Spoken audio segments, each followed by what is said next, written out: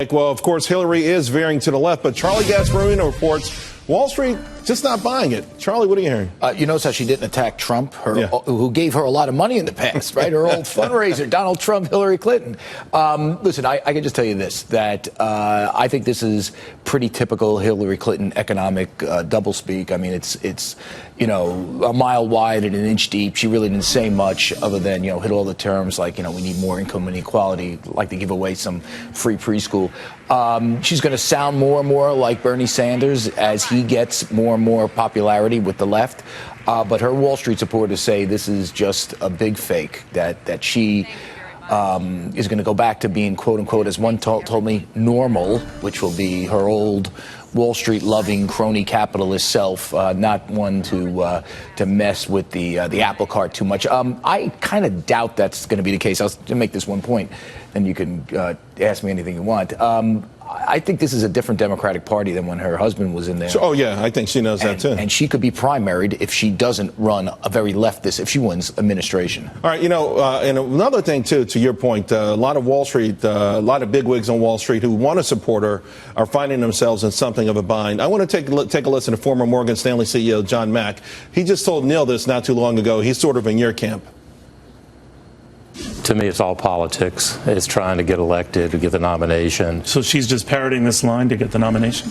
Well, if you're running, you got to win. As long as you read the tea leaves the right way, sometimes you have to go a little bit off center. When you have 20 people in the field, you need to get attention, and I think it's just politics.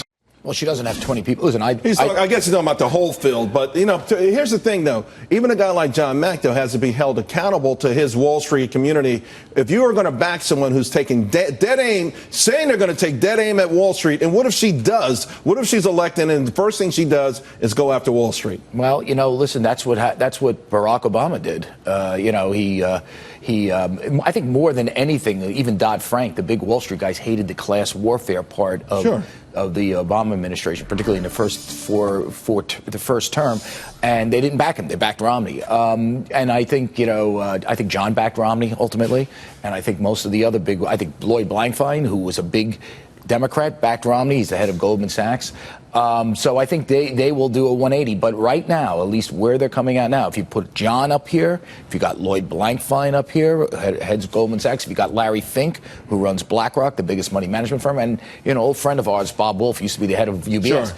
They are saying this is politics. They are saying that this is rhetoric. They're saying they would tell you if you notice her lack of specifics on a lot of these issues, particularly today, right? I mean, she didn't really say let's raise the upper income rate. Tax the wealthy, right? Tax the fortunate, tax the wealthy. Did she actually say that, or did I saw that as one of the things: collective bargaining, make college more affordable, better child care, tax relief for small businesses, infrastructure, increase the minimum wage. This is one that scared me. She didn't say take the top tax rate up again. Well, tax the wealthy. I mean, I guess you would begin with the top, but I think people need to understand that wealthy, starts to come down. It just means that someone making more than you make. Well, President Obama thought wealthy was $250,000 a year, a family of five in Long Island. And believe me, I think in his heart of hearts, if he had to, he would go down to 125. Oh, yes. Here's the reason that's why I think businesses should be concerned, because I think the Democrats have hit the level they can go to. The only big pot of money out there is corporate America. Those balance sheets, those income statements, $2 trillion.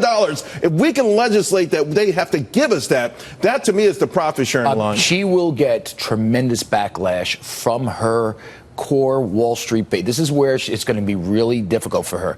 The core Wall Street base, all those guys I mentioned, Fink, Blankfein, John Mack, they all believe the corporate tax rate is too high.